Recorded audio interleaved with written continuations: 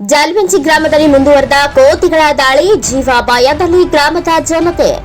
ಯಾದಗಿರಿ ಜಿಲ್ಲೆಯ ಸುರಪುರ ತಾಲೂಕಿನ ಜಾಲಿಬೆಂಚಿ ಗ್ರಾಮದಲ್ಲಿ ಕಳೆದ 2 ವಾರಗಳಿಂದ ಕೋತಿಗಳ ದಾಳಿ ಮುಂದುವರೆದಿದ್ದು ಗ್ರಾಮದ ಜನರು ಜೀವಾಪಾಯದಲ್ಲಿ ಕಾಲ ಕಳೆಯುವಂತಾಗಿದೆ. ಕೆಲ ದಿನಗಳ ಹಿಂದೆ ಅರಣ್ಯ ಇಲಾಖೆ ಸಿಬ್ಬಂದಿ ಒಂದು ಕೋತಿಯನ್ನ ಹಿಡಿದುಕೊಂಡು ಬಂದಿದ್ದು, ಇನ್ನುಳಿದ ಕೋತಿಗಳ ಹಿಂಡು ಗ್ರಾಮದಲ್ಲಿಯೇ ಇದ್ದು ಜನರ ಮನೆಯಿಂದ ಹೊರಬರಲು ಕೂಡ ಭಯ ಪಡುವಂತಹ ಸ್ಥಿತಿ ನಿರ್ಮಾಣವಾಗಿದೆ. ಶುಕ್ರವಾರ ಸಂಜೆ 1 ಗಂಟೆಯಲ್ಲಿ 3 ಜನರ ಮೇಲೆ ದಾಳಿ ಮಾಡಿ ಗಂಭೀರವಾಗಿ ಗಾಯಗೊಳಿಸಿವೆ. ಗ್ರಾಮಕ್ಕೆ ಸಂಜೆ ತಹಸೀಲ್ದಾರ್ ಕೆ ವಿಜಯ್ ಕುಮಾರ್ ಭೇಟಿ ನೀಡಿ ಗಾಯಗೊಂಡವರನ್ನ ವೀಕ್ಷಿಸಿದ್ದಾರೆ.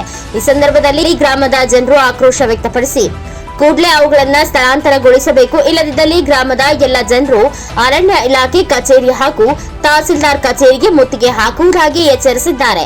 2 ವಾರಗಳಿಂದ ನಿರಂತರವಾಗಿ ಕೋತಿಗಳು ದಾಳಿ ನಡೆಸುತ್ತಿದ್ದು, ಸ್ಥಳೀಯ ಗ್ರಾಮ ಪಂಚಾಯಿತಿಯಾಗಲಿ ಅರಣ್ಯ ಇಲಾಖೆಯಾಗಲಿ ಗಂಭೀರವಾಗಿ ಪರಿಗಣಿಸದೆ ನಿರ್ಲಕ್ಷ್ಯ ತೋರಿದ್ರಿಂದ ಗ್ರಾಮದ ಜನರು ಜೀವ ಭಯ ಪಡುವಂತಾಗಿದೆ. ಇನ್ನಾದರೂ ಅಧಿಕಾರಿಗಳು ಎಚ್ಚೆತ್ತುಕೊಂಡು ಕೋತಿಗಳನ್ನ ಗ್ರಾಮದಿಂದ ಸ್ಥಳಾಂತರಗೊಳಿಸುತ್ತಾರಾ ಕಾದು ನೋಡಬೇಕಿದೆ.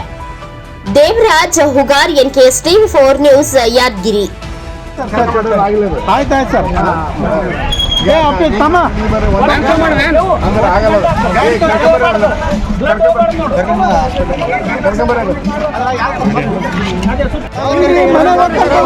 ಸರ್ ಮನೆನೇ ಹೋಗ್ಬೇಕಾಗ್ತದೆ ಎಲ್ಲರೀಗ.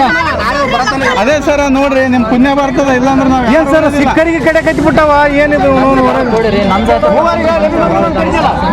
ಸರ್ ಒಬ್ರು ಇಲ್ಲ ಇಲ್ಲ ಇಲ್ಲ ಏನಾಗಲ್ಲ